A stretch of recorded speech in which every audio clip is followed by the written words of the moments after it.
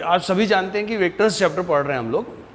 कोई आपसे पूछे कि क्या पढ़ा है अभी तक आपने वेक्टर्स, तो आप ऐसा जवाब दे सकते हैं कि आपने दो चीज़ें पढ़ी है वेक्टर्स में। एक वेक्टर्स बेसिक में वेक्टर क्या होता है, उसका रिप्रेजेंटेशन, वेक्टर्स के algebra, equality, negative of vector, scalar multiple of vector, addition law, triangle law, parallelogram, ये वो फलाना इनका डमका डुमका सब। ये बेसिक वेक्टर था। बेसिक नॉलेज पढ़ाने के लिए 4-5 दिन लगे थे अगर आपको याद हो। और दूसरी चीज आपने वेक्टर्स में पढ़ी है सेक्शन फार्मूला। अब सेक्शन फार्मूले का भी एक सेक्शन है। आपने सेक्शन फार्मूला इंटरनल डिवीजन पढ़ा, सेक्शन फार्मूला एक्सटर्नल डिवीजन पढ़ा, उसके अलावा आपने मिड पॉइंट फार्मूला पढ़ा, आपने सेंट्रॉइड फार्मूला पढ़ा। उसके अलावा एक बहुत सुंदर चीज चल रही है बैकग्राउंड में, कोलिनियर वेक्टर का कंसेप्ट बार बार आ रहा है कि वेक्टर्स पैरेलल होते हैं जब, जिनको कोलिनियर भी बोल लेते हैं हम लोग, सेम या अपोजिट डायरेक्शन वाले। तो थ्योरेटिकली वेक्टर्स कैसे होते हैं, एक दूसरे के स्केलर मल्टीपल होते हैं। आपको याद होगा इस कंसेप्ट पे बेस्ड लास्ट लेक्चर में हम लोगों ने एग्जांपल करा था जिसमें 3 पॉइंट्स को कोलिनियर प्रूव करना था। तो 3 पॉइंट्स में से 2 वेक्टर्स बनाए और 2 वेक्टर्स में से एक वेक्टर दूसरे का स्केलर मल्टीपल आएगा, अपने आप ही आएगा, जिससे ये प्रूव हुआ कि दोनों वेक्टर्स पैरेलल हैं। और क्योंकि उसमें एक बिंदु भी कॉमन था 2 वेक्टर्स में, तो उससे ये आया कि वो जिन सेगमेंट से बन रहे हैं 2 वेक्टर्स, वो दोनों सेगमेंट्स भी कोलिनियर है। और हेंस क्या प्रूव हुआ कि वो पॉइंट्स भी कोलिनियर है। मैंने कहा था, अब मैंने कहा रोज फिर वही कि स्टूडेंट बोलता है पुराना, एक्चुअली उसके साथ कनेक्टेड एक एग्जाम्पल था, रह गया था, मैंने कहा था उस दिन। आज वहीं से शुरू करते हैं, लिखेंगे एग्जाम्पल लिखेंगे। इफ 3 पॉइंट्स ए, लिखिए please, if 3 points A 3 2 P. वैसे जो घर पे बैठे हैं वो लोग भी ऐसा साइमल्टेनियसली इंस्ट्रक्शंस फॉलो कर, जैसे यहाँ कुछ लोग लिख रहे हैं, आप घर बैठे लिखें। If 3 points A 3 2 P comma B Q 8 -10 Q 8 -10 and C -2 -3 1 are collinear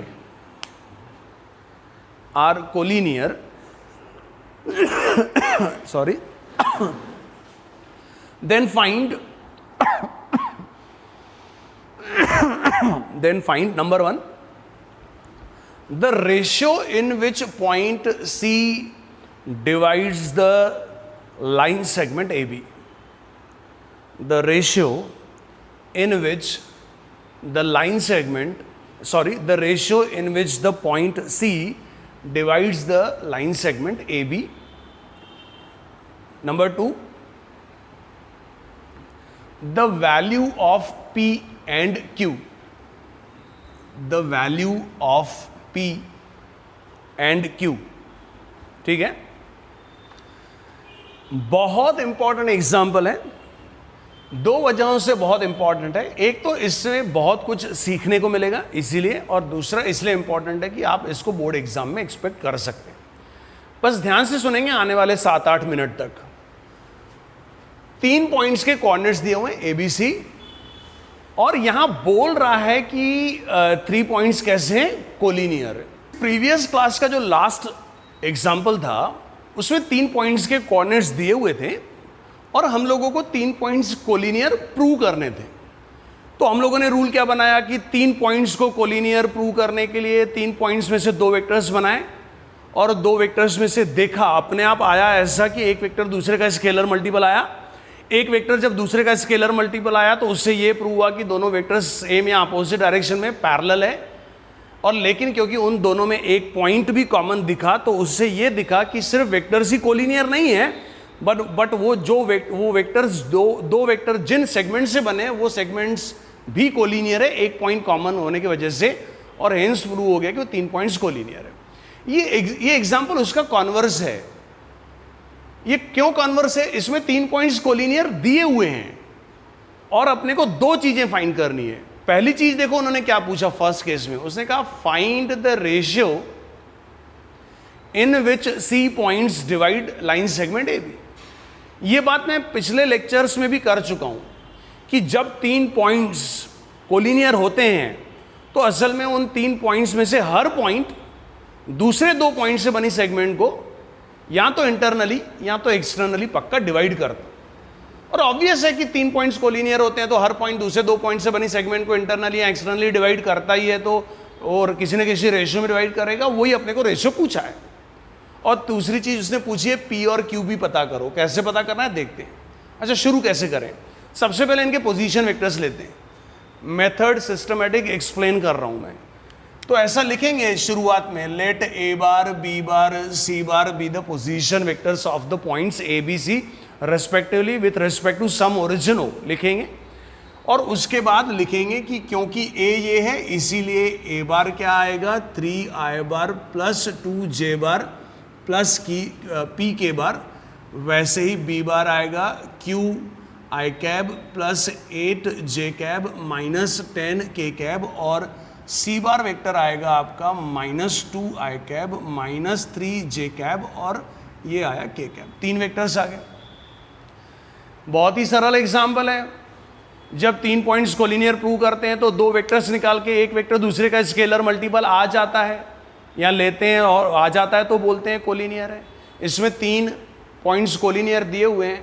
obvious है 3 पॉइंट्स कोलिनियर दिए हुए हैं तो इसका मतलब ये दिया हुआ है कि तीनों पॉइंट्स एक लाइन में है, ये गिवन है। तो ऑब्वियस है कि इन 3 पॉइंट्स में से कोई भी 2 वेक्टर्स बनाएंगे। कौन से? कोई भी 2, तो वो वेक्टर भी तो एक लाइन में होंगे ना, क्योंकि 3 पॉइंट्स, मैं नाम नहीं लिखता कभी भी पॉइंट्स के, क्योंकि मुझे नहीं पता ना वो किस ऑर्डर में ए बी सी ए सी बी, उस दिन बताया मैंने। लेकिन ये पक्का पता है कि तीनों पॉइंट्स कोलिनियर दिए हुए हैं।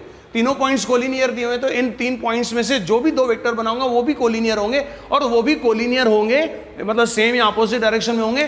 तो थ्योरेटिकली वो जो 2 वेक्टर्स में निकालूंगा उसमें से एवरी वेक्टर विल बी और इज क्या होगा, स्केलर मल्टीपल ऑफ अदर होगा। तो पहले क्या करते हैं, 2 वेक्टर्स निकालते हैं। तो डिसाइड करते हैं कौन से 2 वेक्टर्स निकालें। तो पहले वेक्टर ए बी निकाल लेते हैं। ए बी क्या होगा, ए सी बी सी निकालें, आप ऐसा बोल रहे हैं। तो ए सी बी सी निकालेंगे तो उसमें क्या ऐसा एक्स्ट्रा ऑर्डिनरी, हाँ चलो ये गांधी जी बहुत अच्छा बोले, वेक्टर ए बी निकालने से क्या होगा, अननेसेसरी 2 ओके अननोन्स के साथ खेलना पड़ेगा। गांधी जी बहुत सही, हाँ तेरे से जो नाराजगी थी वो दूर हो गई। ओके, तो वेक्टर ए सी निकालते हैं। वेक्टर ए सी क्या होगा, सी बार माइनस ए बार होगा। एक ब्रैकेट में सी बार, दूसरे ब्रैकेट में ए बार। सी बार माइनस ए बार क्या होगा, -2 -3 -5i कैब -3 -2 -5j कैब और 1 -p k कैब। ये आ गया वेक्टर ए सी। इसको इक्वेशन 1 देंगे। दूसरा वेक्टर, बाय कंसेप्ट तो मैं कोई भी वेक्टर निकाल सकता हूं, लेकिन गांधी जी बोले कि वेक्टर ए बी मत निकालो, फिर 2 अननोन से। अब हम लोगों ने इसीलिए गांधी जी का कहा मान के वेक्टर ए सी निकाला, और अब क्या निकालते हैं, वेक्टर बी सी निकालते हैं। तो वेक्टर बी सी क्या होगा, सी बार माइनस बी बार, एक ब्रैकेट में सी बार, दूसरे में B bar, C bar minus B bar -2 -q i cap, okay -3 -8 -11 j cap और 1 +11 k कैब। ऐसे मैंने 2 वेक्टर ए सी और वेक्टर बी सी निकाला। क्यों उस दिन बोल रहा था कि ये एग्जाम्पल उसी दिन पढ़ना चाहिए था। उस दिन 3 पॉइंट्स कोलिनियर प्रूव करने थे, 2 वेक्टर निकाले और ऑटोमेटिक ऐसा ऑब्जर्व करा कि एक वेक्टर दूसरे का स्केलर मल्टीपल आया, या ऑब्जर्व नहीं भी करा तो we have expressed 1 vector as the scalar multiple of other. यहां कोलिनियर प्रूव नहीं करने हैं, यहां कोलिनियर दिए हुए हैं। कोलिनियर दिए हुए हैं इसका मतलब ये दोनों वेक्टर्स भी कोलिनियर है। कोलिनियर है इसका मतलब यहां पर ये दोनों वेक्टर एक दूसरे के क्या होंगे, स्केलर मल्टीपल होंगे। तो मैं अज्यूम करूंगा, अच्छा स्केलर नहीं पता अपने को कितना स्केलर मल्टीपल होगा, वो इसलिए नहीं पता क्योंकि मैग्नीट्यूड रिलेशन चाहिए, लेकिन ये गारंटी है कि कोलिनियर है। कोलिनियर है तो पक्का वो स्केलर मल्टीपल होगा। तो मैं अज्यूम करूंगा। लिखना एक आर्ट है, कला है, देखेंगे कैसे लिखा जाता है। तो अब हम लोग लिखेंगे as 3 points A B and C are collinear, है ना। 3 पॉइंट्स कोलिनियर दिए हैं, कॉमन सेंस। तो देयरफॉर क्या होगा, vector A C and vector क्या था, बी सी आर ऑल्सो, ये भी क्या होंगे, कोलिनियर होंगे। और आई होप आपको इसमें कोई डाउट नहीं है कि जब दो वेक्टर्स कोलिनियर होते हैं तो दोनों एक दूसरे के स्केलर मल्टीपल होते हैं। तो हम लोग अज्यूम करेंगे देयरफॉर वेक्टर ए सी, या ऐसा लिखते हैं देयरफॉर देयर एग्जिस्ट, वाह वाह वाह सुंदर भाषा आ गई, देयर एग्जिस्ट सम स्केलर, या there exist non zero scalar, वो नॉन जीरो लिखना पड़ता है क्योंकि वो जीरो नहीं हो सकता ना। There exist non zero scalar से कोई ले लेते हैं सपोज लैम्बडा, सच दैट क्या होगा, सच दैट वेक्टर, किसी को भी किसी का स्केलर मल्टीपल ले सकते हैं, such that vector A C will be lambda times vector B C. आपको समझा क्या मैंने क्या लिखा है? शॉर्ट में रिपीट कर देता हूं कि यहां तक कैसे पहुंचे। 3 पॉइंट्स कोलिनियर है, उससे बनने वाले 2 वेक्टर्स कोलिनियर होंगे, 2 वेक्टर्स कोलिनियर होंगे तो हर वेक्टर दूसरे का स्केलर मल्टीपल होगा। क्या स्केलर मल्टीपल होगा पता नहीं, लेकिन स्केलर मल्टीपल होगा जरूर। और इसी वजह से हम लोगों ने अज्यूम किया कि भैया इस दुनिया में पक्का कोई ना कोई स्केलर होगा, मान के चलो लैम्बडा कि मैं एक वेक्टर को दूसरे का स्केलर मल्टीपल लिख सकता हूं। समझ गया? तो आगे बढ़ते हैं। So vector A C, by the way vector A C आप लोगों ने निकाला है, क्या है, -5 I cap -5 J cap plus 1 - p k cap is equal to lambda times vector B C, it is -2 - q I cap -11 J cap. शायद frame में से बाहर जा रहा लिखा हुआ, आप ध्यान से सुनेंगे तो समझ जाएगा 11 k कैब। वैसे लेफ्ट हैंड साइड में क्या दिख रहा आपको, एक वेक्टर दिखाई दे रहा। और मोटे तौर पर अगर राइट साइड में भी देखें तो एक वेक्टर का स्केलर मल्टीपल भी क्या होता है, वेक्टर ही होता है। और दुनिया का हर वेक्टर थ्योरेटिकली अब कैसे आई बार जे बार के बार में आता है, तो इसको तोड़फोड़ करेंगे तो ये lambda times -2 - q I cap -11 lambda J cab और +11 लैम्बडा के कैब होगा।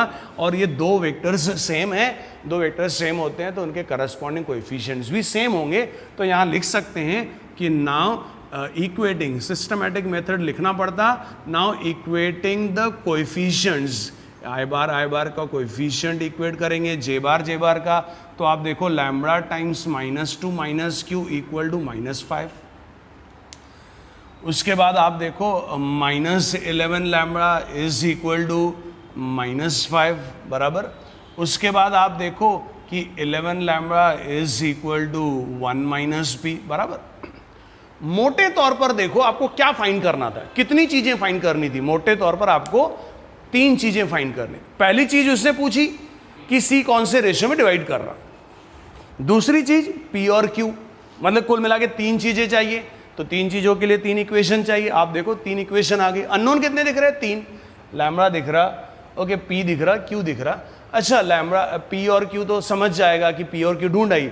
लैम्बडा का क्या फायदा है आगे देखते हैं, तो पहले सॉल्व कर लेते हैं। बाय द वे अगर आपको समझ रहा तो यहाँ सबसे सीधा दिख रहा लैम्बडा इज इक्वल टू 5/11, चलेगा ना।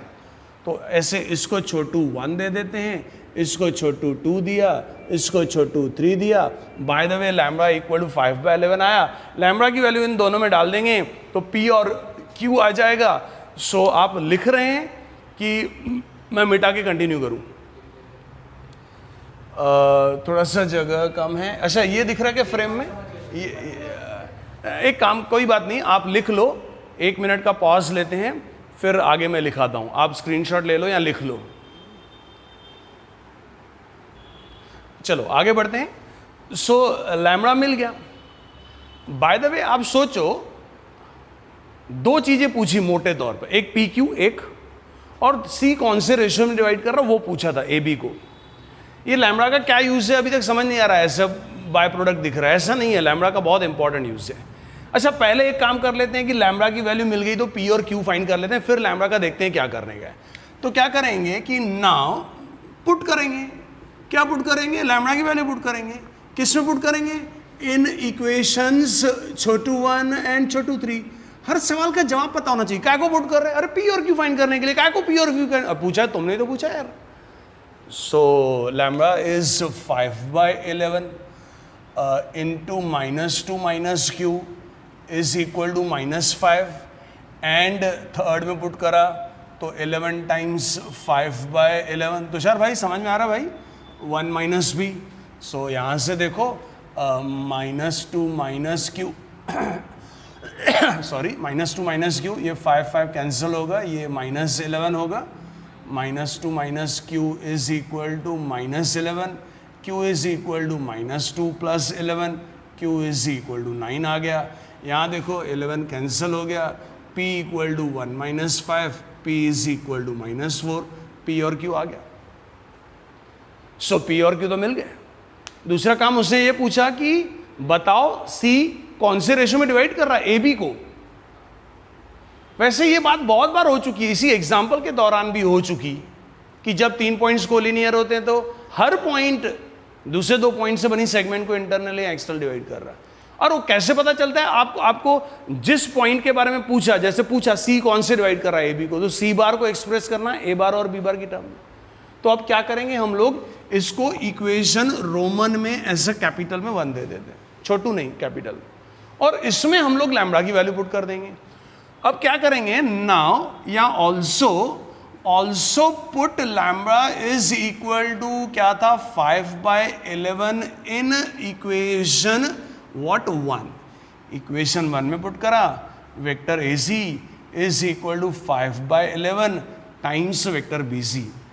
ये इस एग्जाम्पल की सुंदरता है। अब देखो ध्यान से सुनना, मैं क्यों अपने बारे में ही तारीफ करते रहता हूं और सबको बताते रहता हूं कि मैं बहुत अच्छा टीचर हूं। आपको उसने ये पूछा कि C बार AB को कौन से रेशियो में डिवाइड कर रहा, तो क्या करेंगे, C bar minus A bar और 11 भी इधर ले लेते हैं, 5 times C bar minus B bar. So 11 C bar minus 11 A bar equal to 5 C bar minus 5 B bar. C bar वाले टर्म साथ में लेके आते हैं, 6 C bar is equal to 11 A bar minus 5 B bar. So C bar is equal to 11 A bar minus 5 B bar upon 6 बोले तो 11 minus 5। यहाँ आने के बाद अपन एक सेंटेंस कंक्लूडिंग लिखेंगे। जो घर बैठे हुए हैं वो लोग ध्यान दो, क्या लिखेंगे, this shows C point is dividing segment AB। Segment AB externally कैसे समझ रहा है, एक्सटर्नली माइनस साइन से, externally in the ratio AB को एक्सटर्नली इन द रेशियो 5:11। अच्छा वो बात तो रह गई कि क्यों मैं ऐसा बोलता हूं कि मैं बहुत अच्छा पढ़ाता हूं।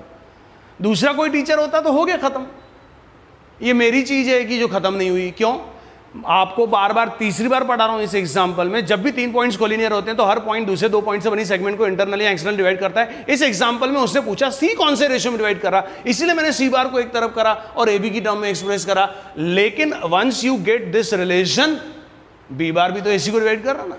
अगर हो सकता है इसी एग्जाम्पल में B बार के बारे में पूछे तो आप क्या करना, B बार को एक तरफ कर लेना और उसको A और C की टर्म में एक्सप्रेस करना। और अगर यहाँ आपसे पूछे कि A कौन से रेशियो में डिवाइड कर रहा है BC को, तो A बार को एक तरफ कर लेना और BC को दूसरे तरफ कर लेना। तो ये आपको ध्यान रखना पड़ेगा, रट्टा ना मारे।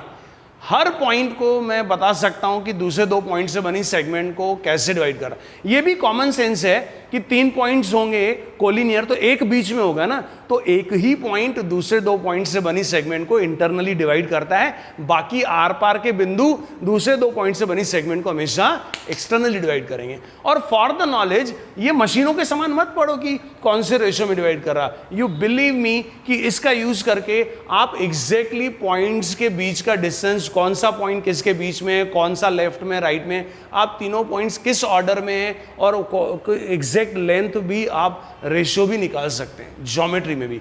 लेकिन इतना हम लोग जेई में कभी जरूरत पड़ी तो ऐसा करते हैं, यहाँ सिर्फ रेशियो पूछा वो निकाल लिया। तो again I repeat, concluding statement चाहिए कि this shows point C is dividing segment AB externally in the ratio 5:11। लिखेंगे, फिर नेक्स्ट एग्जाम्पल करेंगे। नेक्स्ट एग्जाम्पल करते हैं, लिखेंगे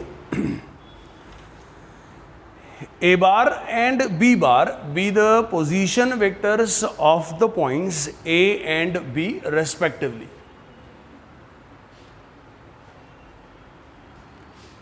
लिखेंगे A bar and B bar be the position vectors of the points A and B respectively. आगे लिखेंगे if 5a bar minus 4b bar and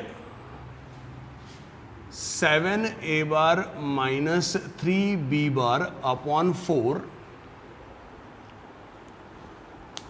are the position vectors of the points C and D.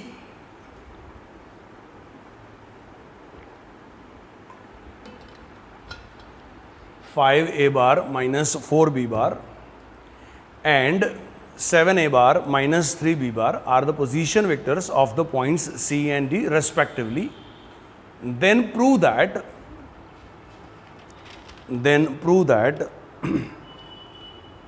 points A, B, C and D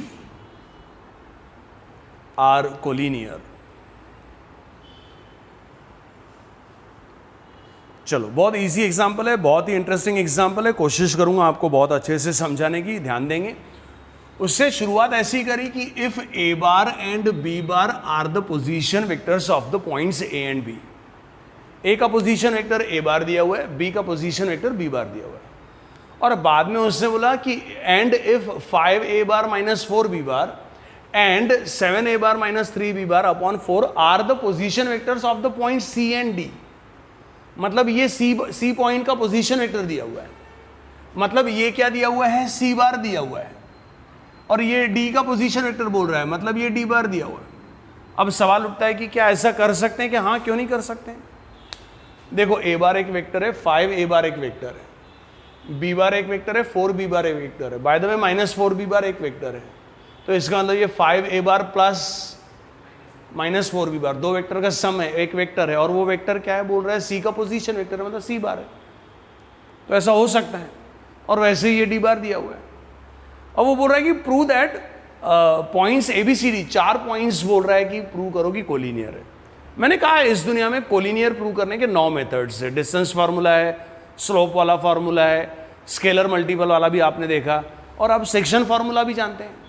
आप जानते हैं ना कि जब भी 3 points collinear होते हैं तो हर पॉइंट दूसरे 2 पॉइंट से बनी सेगमेंट को इंटरनली या एक्सटर्नली डिवाइड कर रहा है। तो इसके कॉन्वर्स का यूज करेंगे कि कहीं आपको दिखे कि देखो भाई ये बिंदु जो है ये 2 पॉइंट से बनी सेगमेंट को इंटरनली या एक्सटर्नली डिवाइड कर रहा है, तो दैट शोज की पॉइंट्स आर कोलिनियर। आप देखो सी बार इक्वल टू क्या दिया हुआ है, 5a बार माइनस 4b बार, तो इसको मैं डिनोमिनेटर में अपॉन 1 कर दूं, और फिर इस 1 को मैं 5 माइनस 4 कर दूं, तो कोई नाराजगी है क्या? और अगर आप ध्यान से देखें तो ये सेक्शन फार्मूला एक्सटर्नल डिवीजन के फॉर्मेट में दिख रहा, तो इससे क्या पता चल रहा, दिस शोज कि C divides A B, C A B को डिवाइड कर रहा है। कैसा? एक्सटर्नली। कैसे पता चला? माइनस एक्सटर्नली इन रेशियो, अपन ने ए बी लिया ना, तो रेशियो क्या होगा, इन रेशियो 4:5, है कि नहीं? इससे ये पता चला कि सी ए बी को इंटरनली डिवाइड कर रहा, सॉरी एक्सटर्नली डिवाइड कर रहा। अब सवाल ये नहीं कि इंटरनली डिवाइड कर रहा है, एक्सटर्नली डिवाइड कर रहा, सवाल ये नहीं कि कौन से रेशियो में डिवाइड कर रहा है, कुल मिला के डिवाइड कर रहा है। तो this shows what, this shows points कौन से, A B and C are what, collinear. इससे ये प्रूव होता है कि ये 3 पॉइंट्स कोलिनियर है। अच्छा, दूसरा डेटा दिया हुआ है डी बार इक्वल टू, अच्छा D bar equal to 7a bar दिया हुआ है माइनस 3b बार अपॉन 4 दिया हुआ है उन्होंने, 7 माइनस 3। तो अच्छा इसको भी देखो, this shows what, this shows की डी डिवाइड कर रहा, किसको डी डिवाइड्स, सेगमेंट कौन सा, ए बी। कैसे divide segment A B, externally. कौन से रेशियो में डिवाइड कर रहा, इन रेशियो 3:7। अच्छा दिस शोज व्हाट, इससे पता चल रहा है कि जो डी है, this shows points A B and D are what, collinear. दिल से पढ़ो, कॉमन सेंस लगा के पढ़ो। ए बी सी एक लाइन में, इससे इधर से पता, इधर पता चल रहा है कि ए बी डी भी एक लाइन में, इसका मतलब कॉमन सेंस है कि ए बी सी डी चारों एक लाइन में। मेरे को इसको देख के एक एग्जाम्पल याद आता है। आप सोचो कभी आप किसी ट्रेन में मुंबई जा रहे हैं, ट्रेन में, और आपको किसी एक फ्रेंड का फ़ोन आया ट्रेन में ही, आप ट्रेन चल रही है, सपोज विदर्भ एक्सप्रेस में जा रहे हैं आप, और वो दोस्त से बात की कि और कैसा है, ऐसा वैसा वैसा, और तुमने उस दोस्त को पूछा कि कहाँ है, तो बोलेगा मैं ट्रेन में हूँ। तो उसको पूछना कहाँ जा रहा, बोलेगा मुंबई। उसको बोला क्या बात कर रहा है, कौन से ट्रेन में, बोलेगा विदर्भ। बोलेगा अबे मैं भी, अबे क्या बात कर रहा हूँ, मैं भी इसी ट्रेन में हूँ। अच्छा तू भी इसी ट्रेन में, मैं भी इसी ट्रेन में हूँ, इसका मतलब हम एक ही ट्रेन में हैं। तो ये सी और डी है। सी ने डी को फोन लगाया, और क्या हाल चाल है भाई, और बढ़िया, और किधर है, बोलेगा अबे मैं तो एबी वाली ट्रेन में, मैं एबी वाली लाइन में ही हूँ। और तू किधर है, मैं भी, अच्छा वो दूसरे डब्बे में है, लेकिन बोलेगा मैं भी अरे एक ही लाइन में, हम लोग एक ही ट्रेन में सफर कर रहे हैं, हम लोग कोलिनियर है, सी और डी किसके साथ, ए और बी के साथ। हाँ थोड़ा सा ध्यान दो, सिस्टमेटिक लिखने का सब्जेक्टिव एग्जाम में उसने बोला ए bar B bar A B के पोजीशन वेक्टर है, और उसने ये सी बार डी बार नाम नहीं दिए, उसने बोला कि this is position vector of what, C bar and D bar. तो आप स्टार्ट यहाँ से करेंगे, let C bar and D bar be the position vectors of the point C and D respectively with respect to origin. Therefore it is given that C bar equal this and D bar equal this. Therefore यहाँ आ जाए, और फिर आप इसको भले equation 1 देना और इसको इक्वेशन 2 देना। यहाँ पे ऐसा लिखना, as C and D both are collinear with A and B, this shows कि all 4 points A B C D are collinear. लिखेंगे नेक्स्ट एग्जाम्पल, लिखेंगे बहुत इजी एग्जाम्पल है, इजी बट एक्सपेक्टेड। लिखेंगे if A 5 1p comma B 1q p and c 1 -2 3 and c 1 -2 3 are the vertices of a triangle ABC। 3 points के coordinates अच्छे से देखें और लिखें। इफ ए कोऑर्डिनेट्स दिए हुए, बी कोऑर्डिनेट्स दिए हुए, सी कोऑर्डिनेट्स दिए हुए, बोल रहा है are the vertices of triangle ABC, and G के कोऑर्डिनेट्स दिए हुए हैं, are -4/3 -1/3 is its centroid,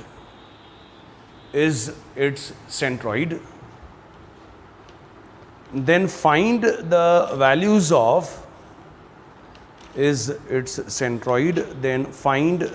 values of P, Q and R. Find the values of P, Q and R.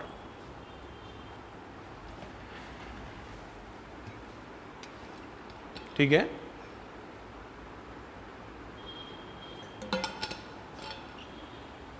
Please देखेंगे, ध्यान से सुनेंगे, नहीं सुनेंगे, सुनाना जरूरी है, इधर ध्यान दो प्लीज भाई साहब,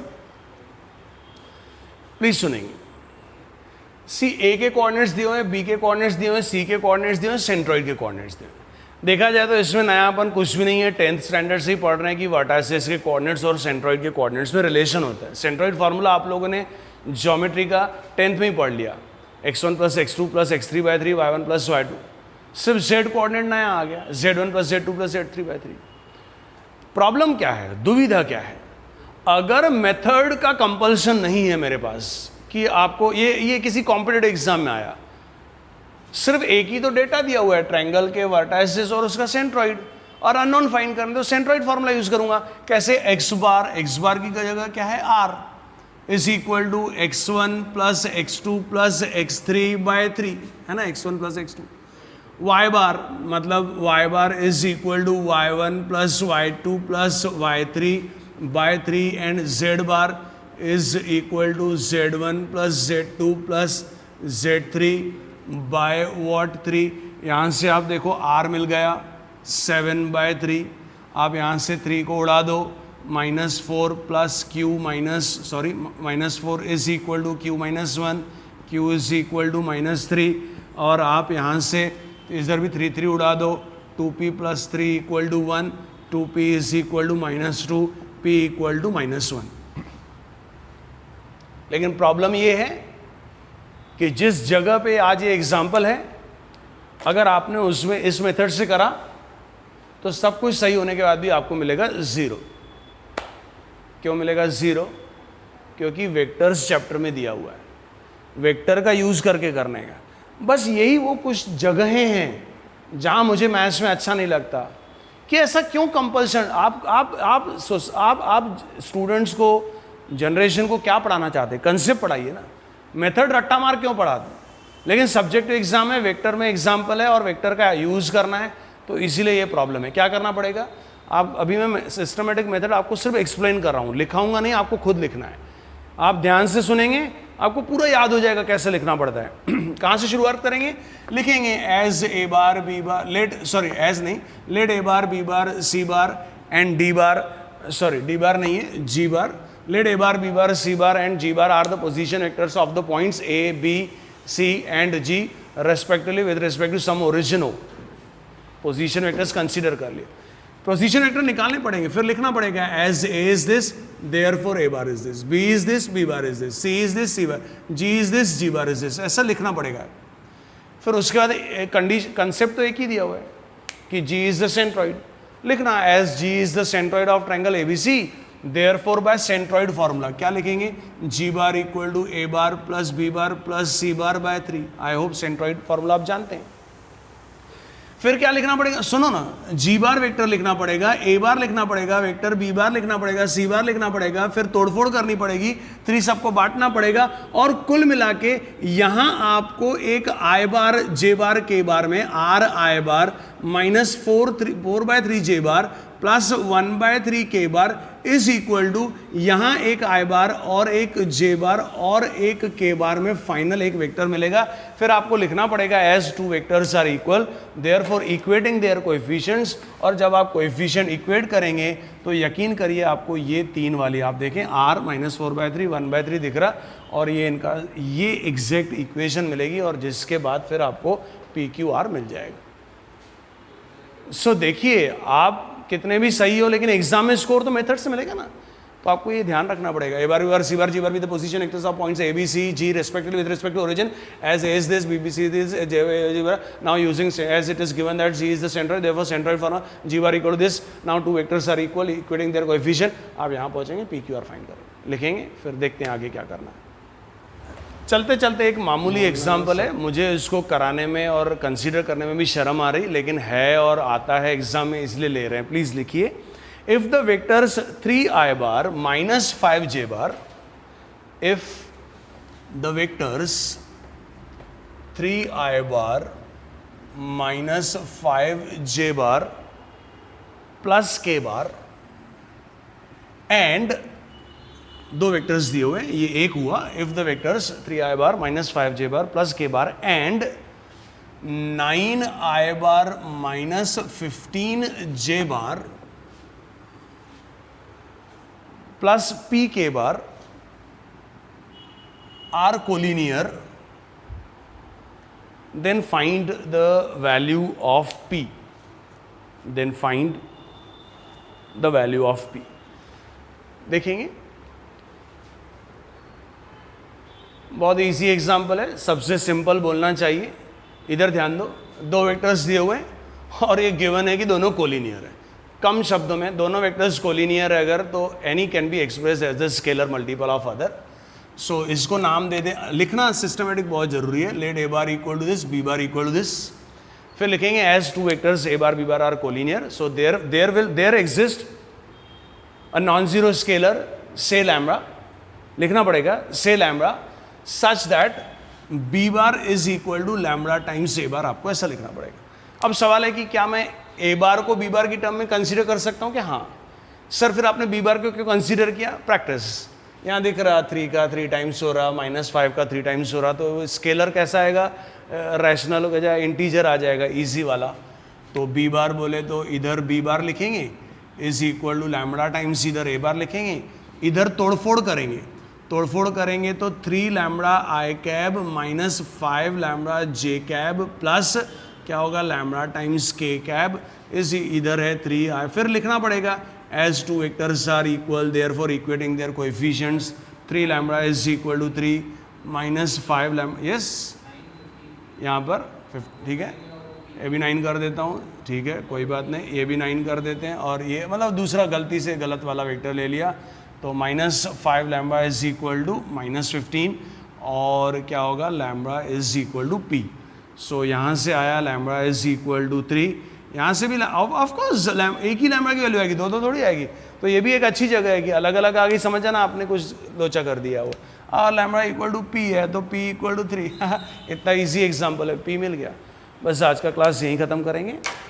इसके बाद एक और लेक्चर बस यूट्यूब पे अपलोड होगा। उसके बाद मंडे से हम लोग क्या करेंगे, लाइव लेक्चर्स लेंगे। सो प्लीज़ आज इसको अच्छे से करिए, रिवाइज करिए, इस पे बेस्ड होमवर्क करिए, घर पे पढ़िए, जो घर पे पढ़ेगा वही आगे बढ़ेगा। Thank you very much.